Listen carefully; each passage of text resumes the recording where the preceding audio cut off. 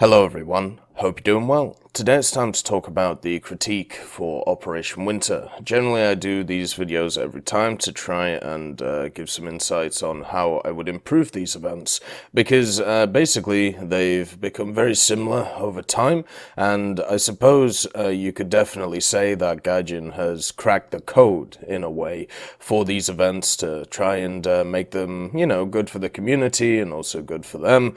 But at least for me, there could always be some additions to these events to make them slightly better. One of these additions is quite a simple one: not to release an update on the day an event starts. That generally is a good starting block. As we know in War Thunder's history, normally day one of any update is always going to bring bugs. There seems to be quite a major bug right now where a lot of people are crashing out of the game and on day one, and even though the event hasn't started yet, it's about to start, and if those bugs stay around, it's going to be really annoying trying to get these tasks done when you are crashing all the time. I also experienced this with Update New Power, where the first day it was either crashing my PC or it was crashing my Streamlabs as I was streaming, and it was very much annoying, and hopefully that doesn't happen again this time. But the problem is right now, and this has been happening all year with War Thunder, it happened with World War Mode, and it happened with an event earlier in the year, there is this weird overlapping going on where there is so much content being pumped into the game that certain things are being diminished because of the amount of content that is being pumped into it. What I mean by this is if you have two events running at the same time, whether it's an update and a challenge event, or whether it's the BP and the update, just like we saw with New Power, where the Battle Pass wasn't released with New Power when it was supposed to because it had bugs in it, then what is happening is it's diminishing both sides of the equation and leaving a bad taste in the mouth. I think it would be much better if Soul things were focused on at once, even if stuff has to be delayed, because at least at the moment, every time something gets released, there is a belief that it's going to be broken, and you can't say that people are wrong in this estimate. There's been a ton of stuff over this year which has come out, and let's just say it's had issues. The Battle Pass, World War Mode, some of the challenge events earlier on, pretty much every update has had some very odd bugs in it. Even though fixed very quickly, they still affect the game in different ways. Certain vehicles having decent bugs in them as well. The F2G Corsair right now, the Super Corsair, seems to have issues with it as well, and it's also been unnoticed. Like, the engine on it doesn't seem to be correct. Then, when it comes to stuff like Operation Winter, this, as I said, is an event which is kind of set in stone.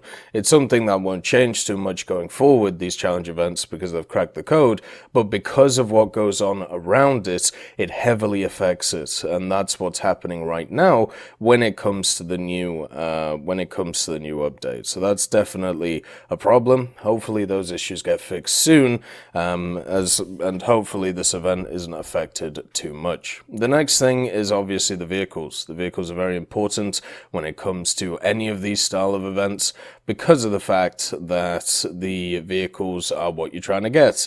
Now, the fact that the top tier vehicles are couponable, but the bottom tier vehicles aren't couponable, once again, I would rather everything was coupons. I think this is only a positive for people, so they could sell whatever they want, so they could buy whatever they want, and if people miss the event, they're able to pick them up on the Gaijin market afterwards.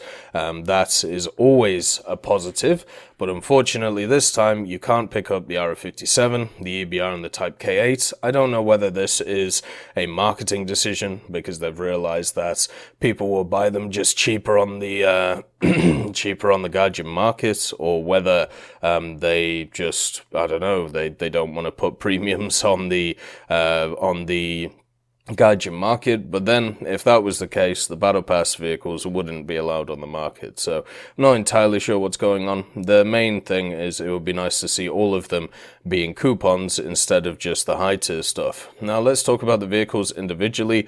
I think the RO57 Quadriarma or the RO57 BIS is a really nice pick for a event vehicle. The reason is because it does have tech tree equivalents if they decide to put them in. The RO57, which would be a slightly worse version of it, and the RO58, which would be a slightly better version of it. So even if people miss the RO57, they won't miss the feel of it, because eventually those will come to the game. There'll be like a period of uniqueness for the RO57, and then after that, what will happen is there will be, those vehicles that are put in at some point, so therefore people can get the feel of the vehicles without the premium bonuses. I think that's great, that's really nice, and also the vehicle itself looks really fun.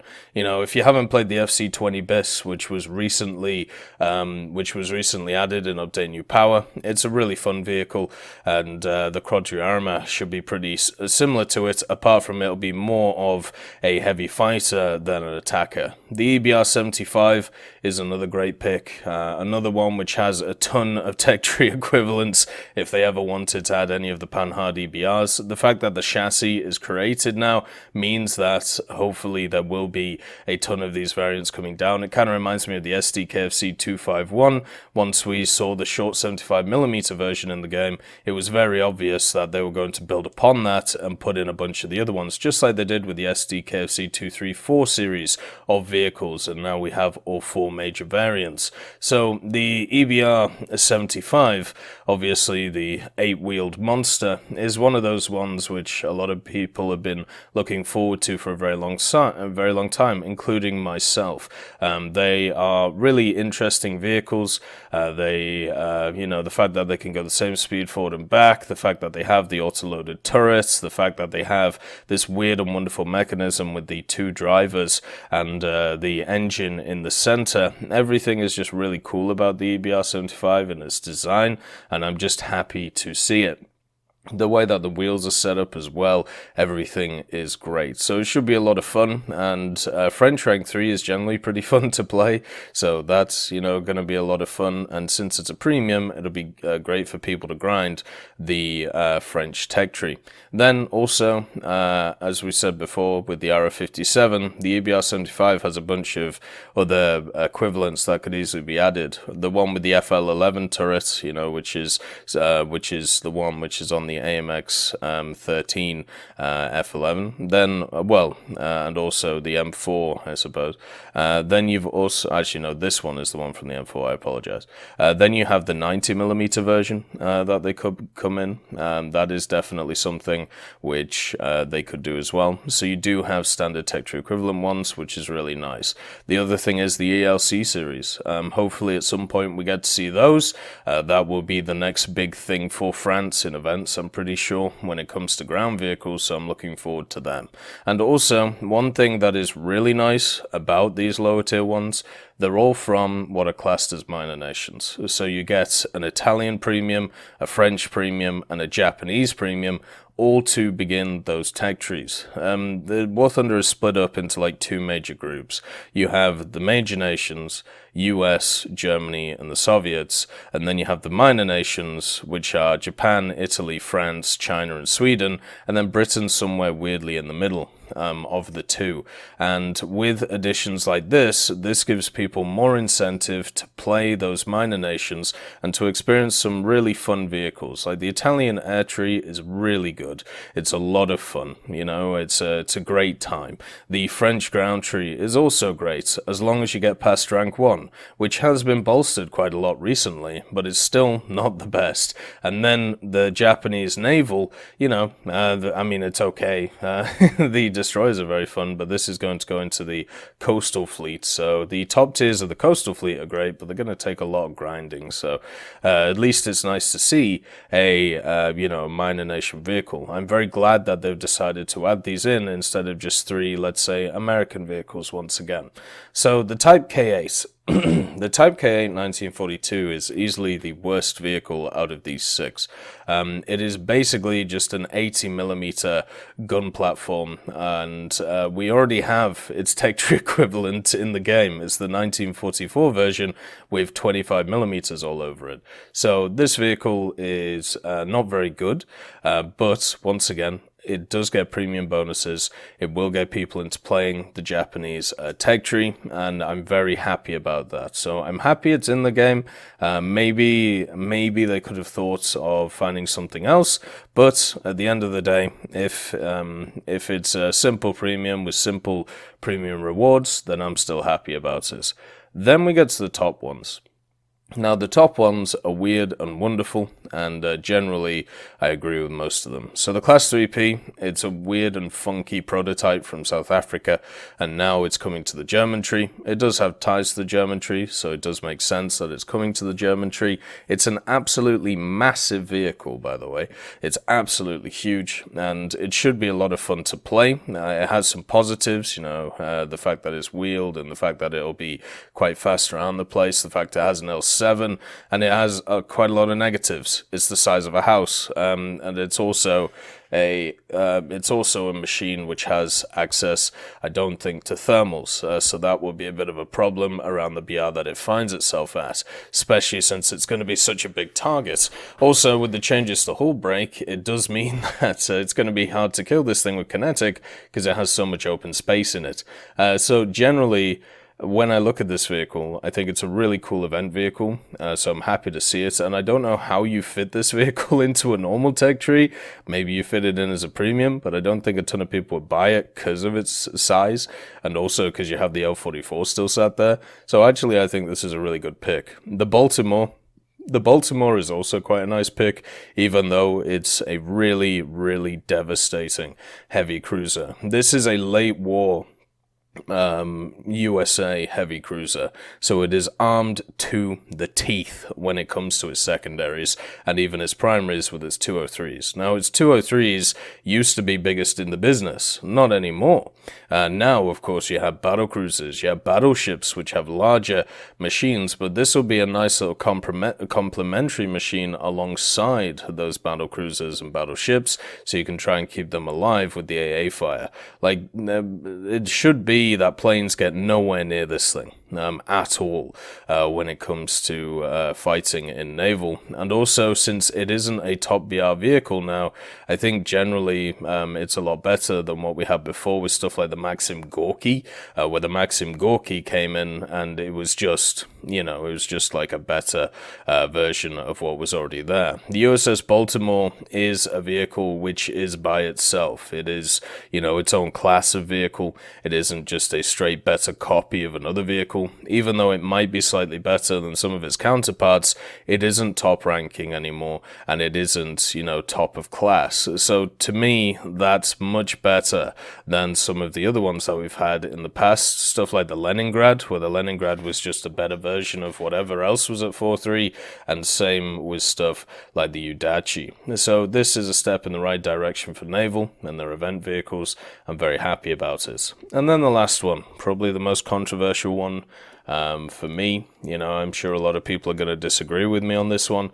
The MiG-21 PFM. The MiG-21 PFM should not be an event vehicle. One thing that I've noticed when it comes to top tier is whenever one of these event vehicles gets added, and we've had a bunch this year. We've had some Macavers, you know, we've had an M60, we've also had the C2A1 Mexus that has come in. Whenever these vehicles get added to top tier, what ends up happening in ground and aviation is it skews the matchmaker massively, and either in one way or the other. So if the vehicle is really good for its BR, ton of people play it, ton of people do well in it, and, you know, it goes crazy up in repair cost. The F-111 Tiger is a great example of this when CC's got it early. I do disagree with the practice, by the way, to do with all of that. That's for a separate video. But the repair costs went through the roof of that vehicle, and it still is an insanely good 9.0 vehicle, by the way. That thing should go up in BR, in my opinion. So the fact that, you know, you have the F-111 Tiger, you have the Macarthurs, you have the C2, you have a bunch of other stuff that was added as well. What ends up happening is it just annihilates any statistics you can get around top tier to try and balance top tier. And since we've had so many events this year, we've had so many updates, it is a ever-evolving top tier, just adding more and more stuff on top of it, and I don't know whenever you could say that it was in what we would class as a stable position. And now, once again, we have a MiG-21 PFM coming in, which will unstabilize, especially the aerialistic meta, once again. If it's too good, or, well, if it's, let's say, 9.7, and it has access to the 23s, and it also has access to the missiles, and it turns out it's pretty good, and it's just a better F-13, then it's going to do really well, right? And then its repair cost is going to go through the roof, people are going to get annoyed, and then, you know, people are going to bitch about it, basically. But if it comes in at 10.0, and it doesn't do as well, and realizes that it's phantom food, because it doesn't have access to all the bells and whistles that a lot of the high-tier stuff do, then we're going to have the opposite effect, where it's either going to get down-tiered or it's going to get beaten up, and people are going to have a very negative experience of the vehicle, which could easily be their first experience at top tier. There was already a bunch of comments that I saw, people saying, oh, well, you know, now I can easily get a MiG-21, this is awesome. And it's really, really bad, and well, really sad in my opinion, that people see like the end game of War Thunder to be the end of tech trees. Because what ends up happening is stuff like this, where they're going to grind for this vehicle, and then they're either going to do okay in it, they're going to have some fun, or they're going to get absolutely pummeled. And I'm pretty sure they're going to get absolutely pummeled by the state of this vehicle right now. And it's just kind of sad. Like, I don't know how else to put it. It's one of those scenarios where pretty much it's like setting people up for failure, right? Like, and this keeps happening over and over again, just for different tech trees. And I wish it would stop happening. I would rather have a rank 5 jet cool premium than a rank 6 event vehicle, or even just a cool rank 5 jet event vehicle, just so it doesn't annihilate top tier again. And you know, I have to listen to people complaining about it, to be honest, for months on end, that, you know, they grinded this whole time for this vehicle and it's just not very good, or, you know, they have a negative time playing it because they have to grind it out, and they're going up against people who are fully spaded phantoms because they want to eat, you know, and they want to beat up people, and they want to eat well, just like what happened when the Macarthurs were there, just like what happened when the M60 was there, just like what happened with the F-111 and everything else. So yeah, it's kind of sad in a way. Hopefully that doesn't happen. Hopefully it comes out on top, but it is a consideration, at least I'm making right now. Then the pinups. If you haven't looked at the pinups and weapon decorations, they look really nice. Everything is looking for, let's call it supplementary content. Supplementary content is looking nice for the stars. And so what is kind of weird though is, for some reason, like you can see, it goes 2, 4, 5, 6, 6, 8, 10, 11, 12. I don't know why this is. I don't know why they didn't make this coupon like 7 here, and then once again here 5, 6, 6, 9. There's this weird progression thing going on with these stars. I don't know whether this is a typo or whether it's supposed to be like this, but it just seems very odd that you get 2 things at the 6th star instead of 1 at the 7th or 1 at the 8th. I feel like that either is a typo or they've just mismanaged this, because why not just put these decorations and the decals at 7 or 8 so it makes it a better natural progression? Unless they're worried about people getting the premiums and then tapping out, and this is an incentive to try and get them to get the next star. But at least for me, that shouldn't be too much of an issue. Maybe they want people to sell these more. And by the way, these everything is coupons when it comes to pinups and weapons, so they're gonna do collections. What I mean by that is if you go to your top right in like your, I suppose where your Warbond shop is and your item shop is, there's a collections tab there. And what it means is if you have one of each piece, then you will get like a special piece. So let's say if you collect all of the pinups from this, you'll get a special decal. And then if you collect all the weapon decorations, you'll get a special weapon decoration. Now, generally, this is pretty cool. You know, extra incentive to get all this stuff. They did a werewolf last time, which was really cool. But one of the things that worries me, and always worries me when it comes to this, is duplicates. Whenever they've done stuff like this collection thing in the past, or whenever they've decided to push forward with these ideas, duplicates start picking up and duplicates start appearing. And if that is the case with this event, it is going to be so annoying to try and get those collections. A lot of the time what happens, at least for me, is I end up with 3 of the same thing or 3 of the same decoration or same pinup, and then you have to sell some on the market and hope to make enough Gaijin coin to buy the rest. It's just a big pain. And as somebody who likes, the decals in the game, who likes the decorations in the game, who likes using them on vehicles, it is an absolute pain that it's set up like this, and it is just a money incentive. That's the thing. It's just a money move from Gaijin, because there is no benefit to the player for doing something like that, unless you want to show them, I suppose, the market, but that's really about it. And I just wish it wasn't the case. I wish if you just ground out everything, you got everything. So hopefully, obviously we have no confirmation right now if there will be duplicates here. I'm just saying every time they've done this in the past, there's been duplicates. So we're going off past experience here when it comes to this stuff. So I'm just hoping it's not the case. Maybe it is the case, maybe it isn't the case, but if it is the case, it's very sad. And I would rather it changed so there weren't duplicates there. Then, oh yeah, there you go, complete the collection. So you can get some stuff, which is pretty cool. Then the tasks. So the tasks haven't changed that much. As I said, it seems like they have this thing nailed down pretty easily. They know exactly what they're doing. And just to give you an idea of that, I put them in a spreadsheet. Sorry, it's a bit stretched out and looks a bit weird. But yeah, this is generally what we have to look at. So there are the Operation Winter tank tasks, for each of the modes. So we'll switch over to have a look at the naval stuff very soon.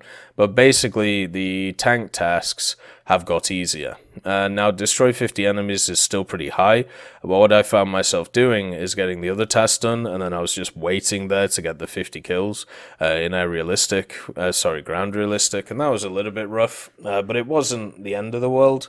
It was just kind of annoying. Maybe now it's worth working on something else, like help allies or win 11 battles. We'll see what goes on, but yeah, I still think 50 enemies is a little bit steep when it comes to realistic. It doesn't work too well, but yeah, so we have that being the same. They've reduced the amount of battles you have to win in tanks and also reduced the amount of assists that you need. They kept everything else the same, so the tanker task is actually easier now than it was before in previous operations, which is really nice. And then the plane one has basically stayed the same. So they've dropped the amount of battles you have to win by 1, and then they've also increased in AB, you need 1 more kill in 1 battle to clinch the, destroy 12 enemies thing.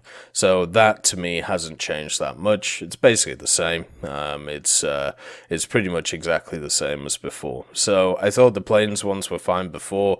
Once again, they're still fine. They haven't changed them that much, so I think that's fine. And then the ship ones, which are here, the ship ones, as you can see, they made a lot harder, but let's be honest, the ship ones were the easiest of any tasks which were about at the time, and they were way, way easier than anything else. Basically, the planes and the tanks task would take me around 4 hours, 4.5 hours collectively, and then the ship task would take me about 4 or 5 games, so about an hour in Naval Arcade, and they've increased the challenge, for the task, but to be honest, they haven't increased it that much. So, they've increased the amount of battles you need to win by 1. You shouldn't really be going for that one anyway. They've increased the amount of damage you need. It's only 5k more damage. That might be 1 more game. And then, the destroy 5 enemies with torpedoes, that's obviously got a little bit worse, but people should be used to how to torpedo now, especially with the amounts of destroyers going around. So, overall, I think the ship one is still very much doable. They've increased it slightly. It might take you 1 or 2 more games to get it done, but overall it should still be not too bad as long as you use some pretty fun lineups. So yeah, I wouldn't worry too much about these stars. If you were able to do them last time, then you'll be able to do them this time, and if you struggled with them last time, then you might have to put in a little bit more work to be able to get them done. But that's basically the whole event, and one of the things about this, which is missing once again, is there's no community aspect at all to this event, and it's all single player focused. What I mean by this is it's much easier to do this event by yourself than it is with other people, unless you're going for the win challenges, which are normally the ones which are the longest to do. So that, to me, is a bit of a problem. It would be nice if there was, it was either help allied, 10 times destroy enemy vehicles, or it was something like get 5 supporting fires, right? Or win 9 battles, with, it's either win 9 battles with a squad, or win 6 battles as a solo, so or maybe the other way around. Just give people an incentive to actually come together and play the game, instead of everybody doing it individually. It's kind of sad that we're also missing the Christmas lights. The Christmas lights was a really cool thing, which we saw in previous festive events, and the baubles as well. I really enjoyed that idea. The whole point of, bringing people together, doing community challenges, whether it was just playing a PvE mode, or whether it was just doing a single player mission, or whether it was playing a certain game mode. It was just really nice to be able to kind of have this like pseudo community challenge which we were all working towards, and that's once again not present here. That seems to have just disappeared. It's part of a bygone era in War Thunder, and that's just really sad. Everything this year, apart from World War Mode, has been independent focused. It's been one player focused. There has been nothing which is like team focused, nothing which is squad focused, nothing which is friend focused. And that basically means that you end up in a lot of scenarios where you're just doing stuff by yourself, especially when it comes to like the battle pass stuff. Like let's say you get dailies which don't line up with what your mates want to do, and it just starts isolating people over and over and over again. And I don't think we should be doing that. We should be promoting like community stuff to do, because right now, especially in this year, which has been rough for a lot of people, after being part of the tech hub for so many years, I've definitely seen an uptick in either people's aggression this year or also just people's sadness, and I've had to talk to a lot of people and make sure that they're okay, including myself, when it comes to all of this stuff. And it would have been nice at the end of the year to all come together and to be able to do something in War Thunder, and at least, we're going to plan some events when it comes to the Tech Hub and when it comes to YouTube and the Twitch. But what I mean is, when it comes to stuff like this, like it would have been nice to have like some little community part of it, just to bring everybody together. But once again, we don't have it. So as a standard event, this one is looking pretty good. I don't have too many issues with it. It should be all right. The only issues, as I said, being on a patch day, never a good idea, and also no community stuff. The MiG-21 I disagree with, and also it would be nice to have the premiums couponable, and hopefully no duplicates. So there are problems with the event, but overall it's positive. The main issue for me is the patch, and also the fact the pylon, right? So you've got all of this stuff, then you got the Battle Pass stuff going on, then you got the new vehicles to research, then you have, you know, all the other new stuff which is coming in, then you're going to have the Christmas sales, then you're going to have dev blogs, then you're going to have the next year, then you're probably going to have a World War mode in January, February. It's packed, and it's been packed for about a year and a half now. Like, there's so much stuff going on in War Thunder, it's sometimes hard to track.